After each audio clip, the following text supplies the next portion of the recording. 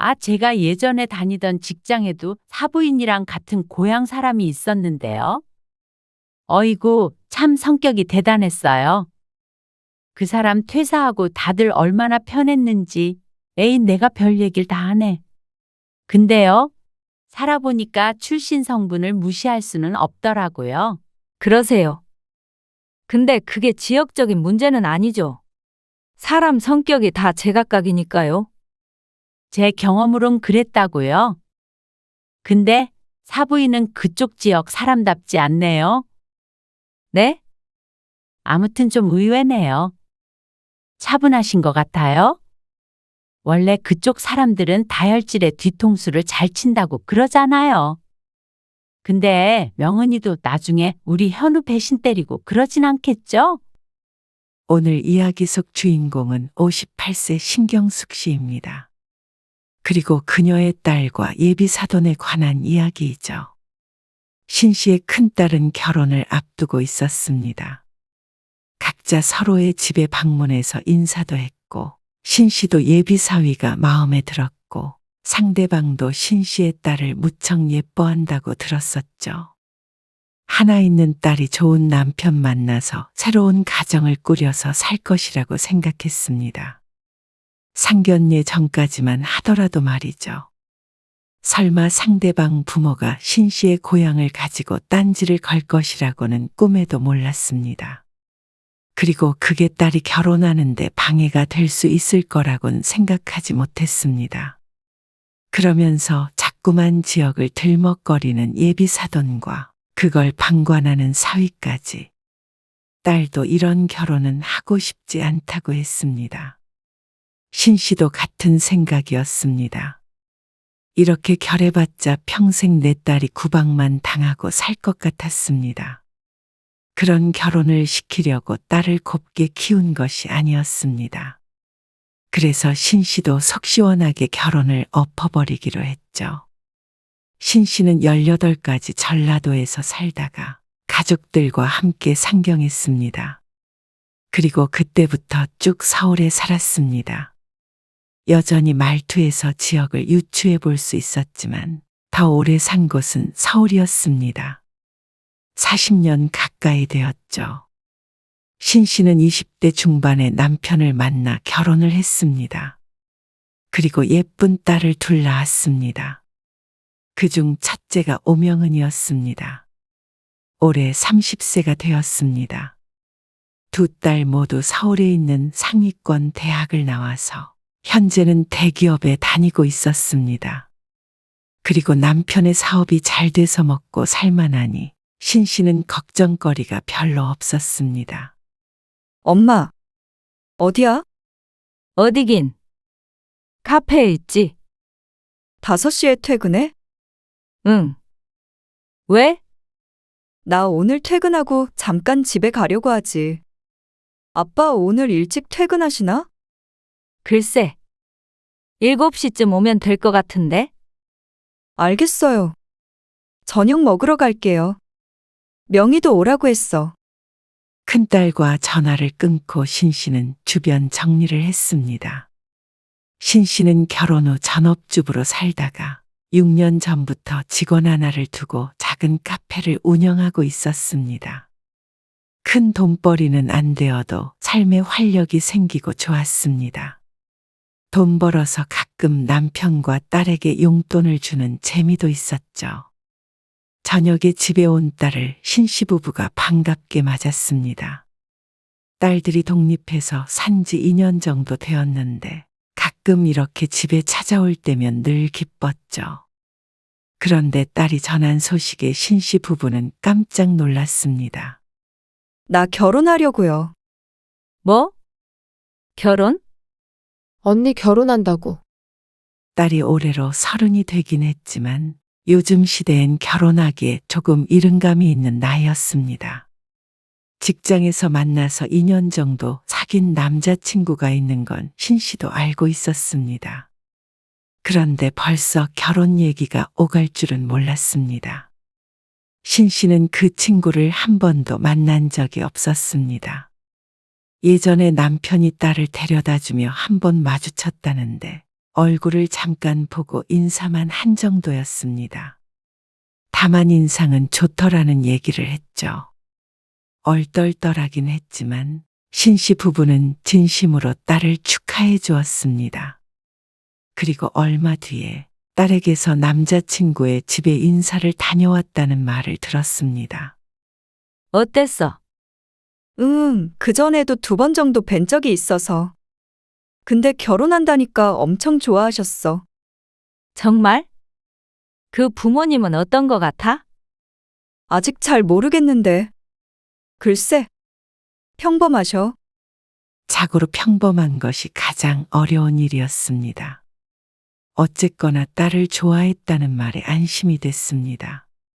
그리고 고개를 끄덕였죠. 내 딸이지만 참 똑똑하고 예쁜 아이였습니다.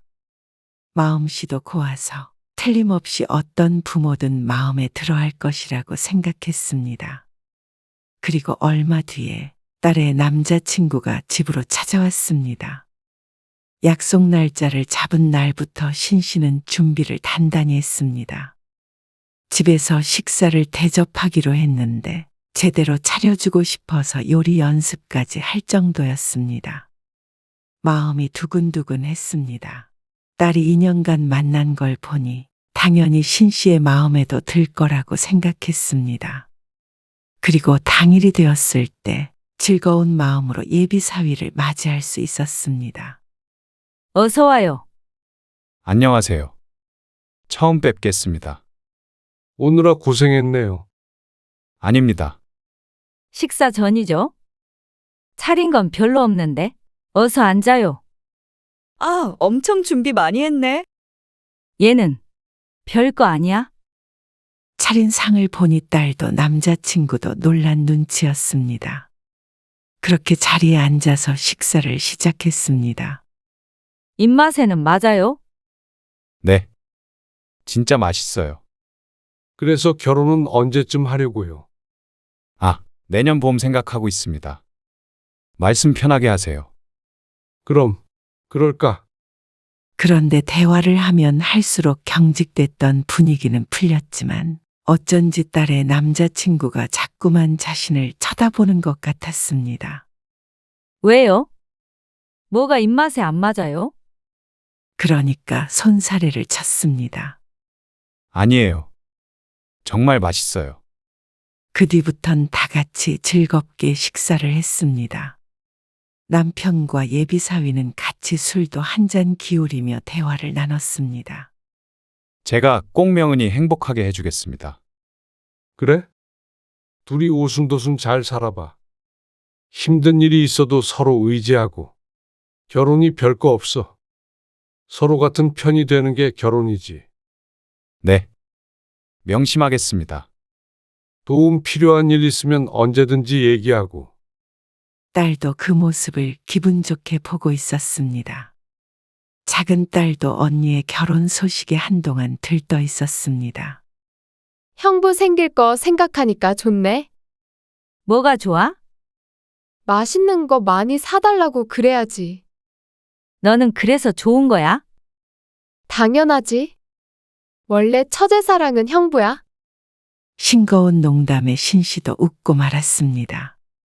그리고 일주일쯤 후에 상견례 날짜를 잡기 전에 딸과 대화를 하다가 집 얘기가 나왔습니다. 현우 씨 집에서는 많이 지원은 못 해주시는 상황이래. 3천 정도. 현우 씨가 모은 돈 1억 있고. 그러면서 딸이 상대 부모처럼 3천만 원만 보태주면 그 안에서 알아서 결혼을 하겠다고 했습니다. 자신이 모아둔 돈도 있다며 말이죠. 그 말에 남편이 고개를 가로저었습니다. 돈 문제는 너무 염려 말어. 너희가 신혼집 알아보면 부족한 돈은 엄마 아빠가 채워줄 테니까. 네가 모은 돈은 가지고 있다가 비상금 필요할 때 쓰고. 그러자 딸이 무척 미안해했는데 남편은 오히려 딸을 위해서라면 어떤 지원도 아깝지 않다는 입장이었습니다. 결혼해도 효도할게요. 엄마, 아빠. 아이고 너희 결혼해서 싸우지 않고 탈 없이 행복하게 사는 게 효도야. 그리고 명의도 똑같이 해줄 거니까 너무 부담 가질 필요도 없어. 알았어요. 고맙습니다. 그리고 얼마 뒤에 상견례 날짜가 잡혔습니다. 사위를 소개받을 때와 마찬가지로 무척 떨렸습니다. 신 씨의 남편도 평소답지 않게 긴장한 듯 보였습니다. 평소보다 신경 써서 잘 차려입고 나간 자리. 첫인상은 나쁘지 않았습니다. 그리고 신 씨의 딸을 바라보는 눈빛이 따뜻해서 신 씨의 마음도 덩달아 따뜻해지는 것 같았습니다. 안녕하세요. 네. 안녕하세요. 반가워요. 서로 인사를 하고 마주 앉았습니다. 남자들은 술을 한 잔 하겠다고 했고 신 씨는 안사돈과 좀 더 인사말을 주고 받았습니다. 그런데 몇 마디 나눈 뒤 안사돈이 신 씨에게 뜬금없이 물었습니다. 그런데 혹시 고향이 어디세요? 아무래도 말투 때문에 그런가 싶었습니다. 어린 시절에 그쪽 지역에서 살았으니 사투리가 쉽게 바뀌지 않았습니다. 이전보다 서울 말씨가 섞이긴 했지만 그래도 몇 마디 들으면 신 씨의 고향을 유추할 수 있었죠. 아, 저 전라도예요. 전라도요? 나는 정말 몰랐네. 명은이가 고향이 전라도예요? 저희 딸이요. 네. 사투리를 전혀 안 쓰네요. 그래서 서울 사람인 줄 알았어요. 아, 딸들은 둘 다 서울에서 나고 자랐어요. 서울 사람이죠. 그리고 저도 고향은 그쪽이긴 한데요. 서울에서 훨씬 오래 살긴 했죠. 신 씨가 웃으며 대답했습니다. 그런데 이번엔 남편의 고향을 물었습니다. 저는 서울입니다. 남편은 서울 토박이었습니다. 대답을 들은 안사돈의 표정이 오묘하게 변하는 것을 보자 신 씨는 의아한 마음이 들었습니다. 신 씨도 상대방의 고향을 물어야 하나 고민이 되었죠. 그런데 그게 결혼에 있어서 무슨 상관인가 싶었습니다. 동양도 아니니 접점도 없을 텐데 크게 중요한 주제가 아닌 것 같아서 신 씨는 결혼 얘기를 꺼냈습니다. 결혼은 내년 봄에 한다고 그러더라고요. 네. 들었어요. 집 얘기도 전에 들었고요. 아, 네. 사업을 하신다고 들었는데 여유가 있으신가 봐요. 안사돈의 질문에 남편도 그렇고 신 씨도 당황스러웠습니다. 이거 여유가 있다고 대답을 해야 할지 여유가 없다고 대답을 해야 할지 난감했습니다. 사돈네가 다소 엉뚱한 질문이나 이상한 태도를 보일 때도 있었지만 대체로 식사 분위기는 나쁘지 않았습니다. 그런데 신 씨는 마음 한구석에 뭔지 모를 찜찜함이 느껴졌습니다. 왜 그런지는 몰라도 딸이 말했던 것만큼 친절한 사람들은 아닌 것 같다는 생각이 들었습니다. 물론 사람을 한번 봐서는 알 수 없고 신 씨가 느끼는 것보다 딸이 느끼는 게 정확할 테고 또 중요했습니다. 그래서 신 씨는 끝까지 웃는 얼굴로 상견례를 마쳤습니다. 상견례 후에 본격적인 결혼 준비를 한다고 했던 딸은 곧 예식장을 예약했다고 했습니다. 그러니 정말로 딸이 결혼하는 게 실감이 갔습니다. 식장에서 드레스를 입고 걸어갈 딸의 모습이 구체적으로 상상이 되었습니다. 딸, 결혼 준비는 잘 되고 있어? 아, 드레스 그런 거 사진은 왜 안 보내줘? 하나씩 입어봐야 하는 거 아니야? 아직 드레스 같은 건 안 골랐어. 왜? 요즘엔 그런 거 얼른 해야 한다던데. 그렇긴 한데 요즘 바빠가지고 그럴 시간이 없었네. 얘는 바쁘다고 결혼도 못하게 생겼네. 그런 건 아니고 이제 준비할 거야. 그런데 어쩐지 드레스 생각만 하면 설레야 하는 예비 신부치고는 목소리가 퍽 차분했습니다. 결혼한다고 생각하니까 심란하구나. 신 씨도 당연히 그 기분을 잘 알았습니다. 막상 결혼을 준비하다 보면 정말로 결혼하는구나 싶어서 두렵기도 하기 마련이었습니다. 그러자 큰딸이 깊은 숲을 내쉬었습니다. 원래 그래. 엄마도 그랬어. 그래? 그럼 그렇게 딸과 한참을 통화했습니다. 대부분 신 씨가 딸을 달래고 위로하는 듯한 대화가 오갔습니다.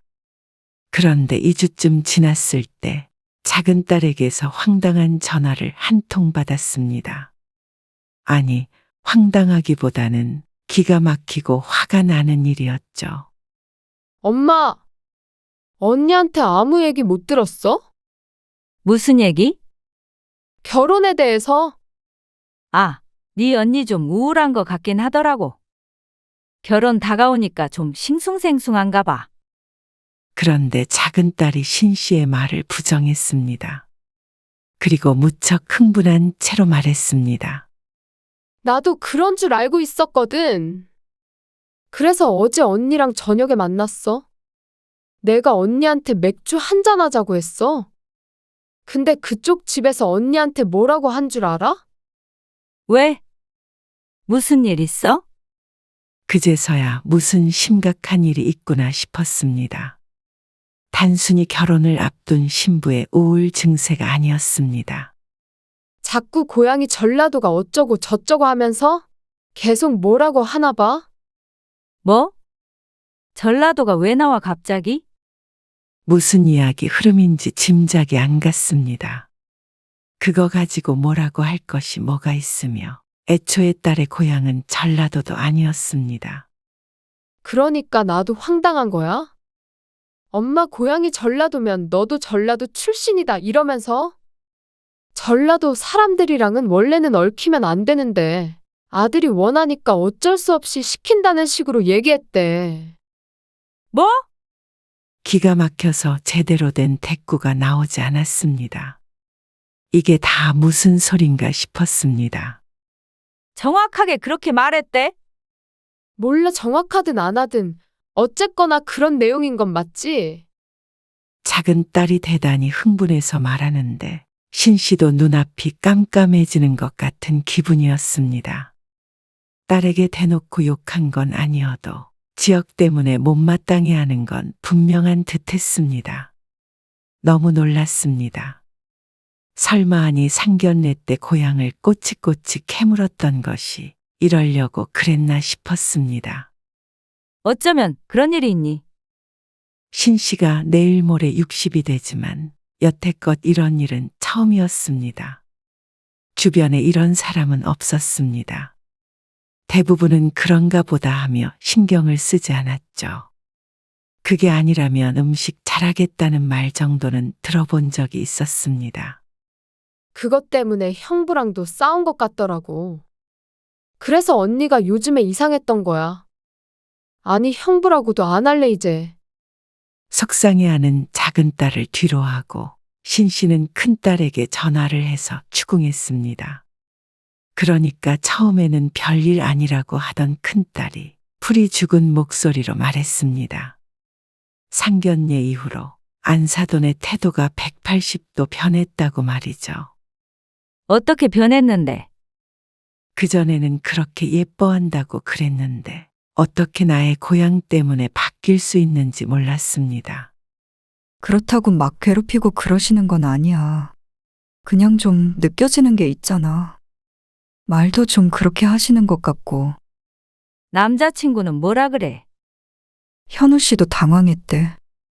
부모님이 전라도 싫어하는 건 알고 있었는데 설마 그게 문제가 될 거라고 생각 안 했다고. 전라도인 것도 인사 와서 처음 알았다면서.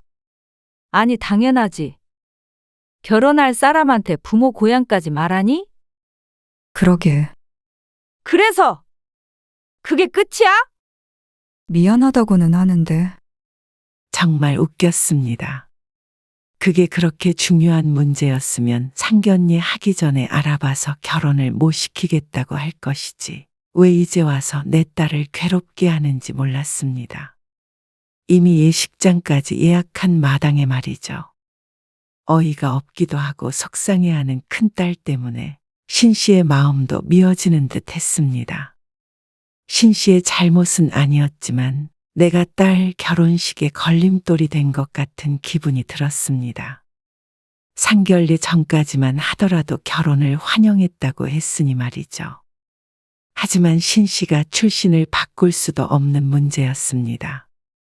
해결할 수 없는 일로 내 딸을 탐탁지 않아 한다니까 신 씨도 기분이 상당히 상했습니다. 대놓고 결혼을 반대하지는 않는다고 했지만 이렇게 결혼시키더라도 이게 언제고 문제가 될 수 있으니 말이죠.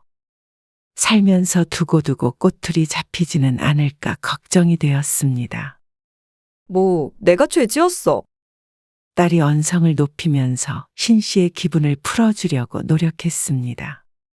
엄마도 너무 신경 쓰지 마. 엄마 탓도 아닌데 뭐. 내심 자신의 사투리 때문이라고 생각했던 신 씨의 머릿속을 읽은 듯 했습니다. 그래서 남자친구랑도 싸웠어. 그냥 뭐.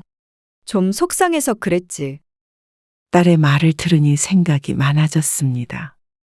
그리고 그 말을 들은 남편은 분개했습니다. 아니, 그런 사람들이 명훈이 시부모가 된다고 생각하면 피가 거꾸로 솟는 기분이야. 뭘 그 정도까지? 그 정도까지라니. 그렇게 몰상식한 사람들이 어디 있어.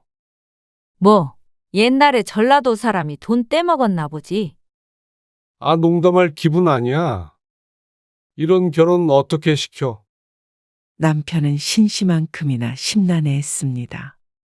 근데 그것 때문에 결혼 못 시키겠다고 하는 그런 상황은 아니래 또. 어쨌거나 그게 마음에 안 든다는 식으로는 말했다는 거잖아. 그렇긴 하지. 신씨가 한숨을 쉬며 대답했습니다. 몇 번을 떠올려도 속상했죠. 당장 결혼 준비는 안 하고 있는 모양이야. 아직 드레스도 안 했대. 당연히 그래야지. 그런데 그런 대화가 오간 지 얼마 안 돼서 신씨는 딸과 함께 사돈을 만나게 됐습니다. 예물과 혼수에 관련해서 상의를 하고 싶다고 했다는데 그것마저도 좀 황당했습니다. 이런 문제를 왜 신씨까지 부르는지 몰랐습니다. 보통은 자식들을 통해 전하기 마련인데 말이죠. 딸은 고민 끝에 신씨에게 말했습니다. 당장 뭐가 잘못된 것이 아닌데 만나자는 말을 거절할 수는 없었을 테니 이해가 갔습니다. 그런데 나간 자리에서 10분도 안 돼서 불쾌함에 자리를 박차고 일어나고 싶었습니다. 카페에서 만났는데 주문한 뜨거운 커피는 아직 김이 풀풀 나고 있었습니다. 은근슬에 떠보는 말은 기본이었고 이 결혼이 못마땅하다는 것을 지나가는 사람이 보아도 알 것 같았습니다. 신혼집을 마련할 때부터 좀 큰 게 낫죠? 나중에 애도 낳고 해야 되니까요. 내 애들이 알아서 하겠죠. 그리고 예물은 제가 주변에다가 좀 물어봤는데요. 생략을 하려고 했더니 다들 받을 건 받아야 한다고 그러더라고요. 그러면서 어떤 예물을 주고받을지 생각해온 것들을 줄줄이 말했습니다. 그리고 혼수 얘기도 꺼냈는데 상의를 하는 게 아니라 그 정도가 아니면 꼭 결혼을 안 시키겠다는 듯이 말했습니다. 또 그러면서 슬쩍 고향 얘기도 꺼냈습니다. 의도가 짐작은 갔습니다. 아, 제가 예전에 다니던 직장에도 사부인이랑 같은 고향 사람이 있었는데요. 어이구, 참 성격이 대단했어요. 그 사람 퇴사하고 다들 얼마나 편했는지. 에이, 별 얘기를 다 하네. 근데 제가 살아보니까 출신 성분을 무시할 수는 없더라고요. 그러세요. 근데 그게 지역적인 문제는 아니죠. 사람 성격이 다 제각각이니까요. 표정 관리가 쉽지가 않았습니다. 딸의 남자친구는 옆에서 미안한 표정은 짓지만 적극적으로 말리지 않았습니다. 그래서 딸과 다툼이 있었던 것 같았습니다. 신씨는 애써 표정을 수습하며 침착하게 대꾸하려고 노력했습니다. 여기서 열내봤자 딸만 곤란할 거라고 스스로 되뇌었습니다. 근데 사부인은 그쪽 지역 사람답지 않네요. 네? 아무튼 좀 의외네요. 차분하신 것 같아요. 원래 그쪽 사람들은 다혈질에 뒤통수도 잘 친다고 그러잖아요. 명은이도 나중에 우리 현우 배신 때리고 그러진 않겠죠? 칭찬인지 농담인지 욕인지 모를 말을 듣고 신 씨는 얼굴이 벌개졌습니다. 도대체 어떤 시대에 살고 있는 건지 몰랐습니다. 나이도 많이 먹지 않은 여자가 어떻게 저런 말을 하는지 몰랐습니다. 이게 다 사위의 모호한 태도 때문인 것 같았습니다. 지금도 저렇게 제 엄마가 이상한 소리를 해도 가만히 있는데 결혼하면 딸이 맘고생할 것이 눈에 훤히 보였습니다. 아무리 신혼집을 지원해주고 혼수를 넣어줘도 달라질 건 없었습니다. 돈 싸질머지고 결혼한다고 사람의 머릿속까지 바꿔놓을 수는 없을 것이었습니다. 계속되는 기분 나쁜 말에 이걸 참아야 하나 말아야 하나 고민했습니다. 하지만 딸까지 언급하는 통에 더 참기가 힘들어졌습니다. 그래서 힐끔 딸의 표정을 보니 자신이 모욕을 당한 듯한 표정을 지었습니다. 더 이상은 못 참겠네요. 저희는 이만 일어나 보겠습니다. 실례했습니다. 어머나, 명은아, 엄마, 가요. 신 씨는 딸을 따라서 일어났습니다. 그리고 조금 걸어가자 딸이 속상한 목소리로 말했습니다. 왜 엄마는 가만히 듣고만 있어? 엄마도 한마디 해줘야지. 그래도 네가 어떻게 생각하는지 모르는데 거기서 테이블이 알도 엎어? 왜 못 엎어? 화내지 말고. 엄마도 바보라서 듣고 있었던 거 아냐. 너 일단 결혼은 미뤄. 당연한 소리를 해. 근데 당장 결혼을 엎지는 말고 미루자고 해. 그 다음에 남자친구가 어떻게 나오는지 봐. 어쨌거나 처음에 결혼하겠다고 했던 이유가 있을 거 아니야. 너희도. 이참에 사람 됨됨이도 한번 보고 그리고 나서 신중하게 결정해. 딸은 울듯한 표정으로 신 씨가 하는 말에 귀 기울였습니다. 어쨌거나 저 사람들은 우리한테 바닥을 보여줬으니까. 선택은 우리가 하면 되는 거야.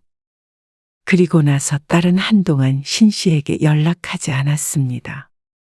남자친구와 대화를 하고 있을 수도 있었고 신중하게 생각할 시간이 필요한 듯도 했습니다. 그리고 열흘이 지났을 때 딸이 신 씨의 집에 찾아와서 결국 파혼을 입에 올렸습니다. 없던 일로 하려고. 평생을 믿고 의지할 수 있는 사람이 아닌 것 같아. 신 씨와 남편은 아무 말 하지 않고 고개를 끄덕였습니다. 그렇게 그쪽 집안 사람들과는 연이 끝났다고 생각했습니다. 그저 딸이 마음을 추스를 시간이 필요할 것이라고 여겼는데 마음을 추스르지 못한 건 상대방 부모인 듯 했습니다. 한때 예비사돈이었던 여자에게서 전화가 왔습니다. 무척 흥분한 목소리로 역시 전라도 사람들이 이렇게 뒤통수를 친다며 고래고래 소리를 지르는데 이제는 웃기지도 않았습니다. 하지만 이제는 신 씨도 더 이상 참을 이유가 전혀 없었습니다. 나 참 살다 별소리를 다 듣겠네요. 내가 지역으로 편가르기 하는 사람치고 제대로 된 사람 못 봤어요. 너무 천박해서 사돈 삼고 싶지가 않네요. 뭐요? 천박? 그러는 그쪽도 내가 그쪽 지역 사람이 아니라 이렇게 막말하는 거 아니에요? 그럴 리가요. 우리 올케는 대구 사람이고요. 형부는 강릉 사람이에요. 제 카페 직원은 고향이 제주도예요. 아, 참 남편은 서울인 거 아실 테고요. 근데 다들 사람 참 좋아요. 저랑 엄청 잘 지내고요. 전혀 지역은 문제가 안 되는데요. 그러자 말문이 막힌 듯 했습니다. 실제로 신 씨는 상대 부모가 신 씨를 배척하는 이유가 지역 탓은 아니라고 생각했습니다. 그냥 이런 사람은 이런 성격일 뿐이었습니다. 신 씨는 그렇지 않은 사람들을 훨씬 많이 알고 있었습니다. 그렇다고 결혼을 엎어요? 마음에 맞는 사람들끼리 가족돼서 살아도 고부지간이라는 게 그렇잖아요.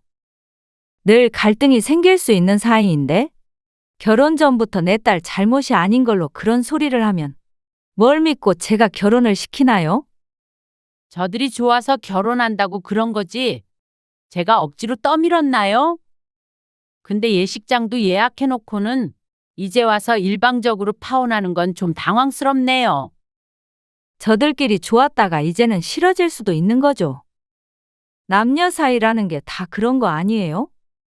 그리고 예비장모랑 와이프가 그런 얘기 듣는데도 가만히 있는 거는 저도 사윗감으로 좀 그렇네요.